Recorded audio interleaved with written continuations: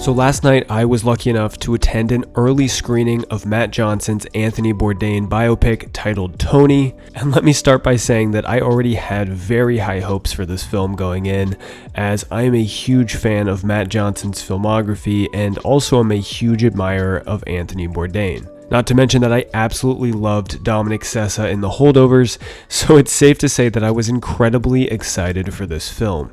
And the hype didn't disappoint. I mean, this movie was fantastic, from its performances by the entire cast, the writing, the score, and the direction. And it's definitely not your typical biopic, as Tony focuses on one defining summer in young Anthony Bourdain's life.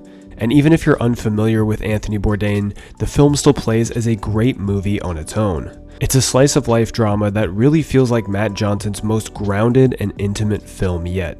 The story weaves together comedic and dramatic moments in a really smooth way that brings together the essence of Bourdain's life lessons and stories. It's not a film that's afraid to show the subject in a bad light, which again goes against a lot of typical biopics, but it's those mistakes and failures that really end up defining the iconic Bourdain that we all know. The film was also shot beautifully with mostly intentional locked-off claustrophobic frames where other characters would be boxing Bourdain into the frame.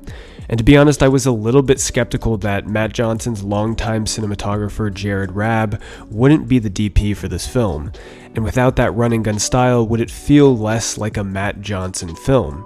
And although stylistically it is much different shooting it in this way, I think this grounded approach with really intentional framing really worked for this movie. And not to say that I wouldn't like to see the version with Jared Rabb behind the camera, but cinematographer Michael Bauman, who just shot Best Picture winner One Battle After Another, really did an amazing job at creating the visuals for this film. And as far as the performances go, Dominic Sessa was absolutely fantastic. I mean, he completely embodied this young version of Bourdain in such an authentic and unforgiving way. It really was just incredible to watch. And to follow up on his performance from The Holdovers with something like this, I mean, it just clearly shows that he can hold his own in a lead role. The supporting cast was also excellent, as I would say that the standout performance in this film was Antonio Banderas, who was just phenomenal. I mean, him and Sessa had such remarkable on-screen chemistry, and he's really the emotional heartbeat of this film.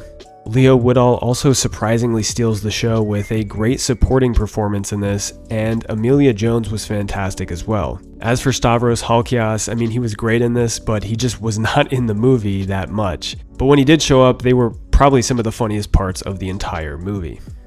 And like most of Matt Johnson's films, the needle drops in this movie were just perfectly chosen, plus Jay McCarroll delivers a great original score, which feels completely different from both his Blackberry and Nirvana the Band the Movie scores.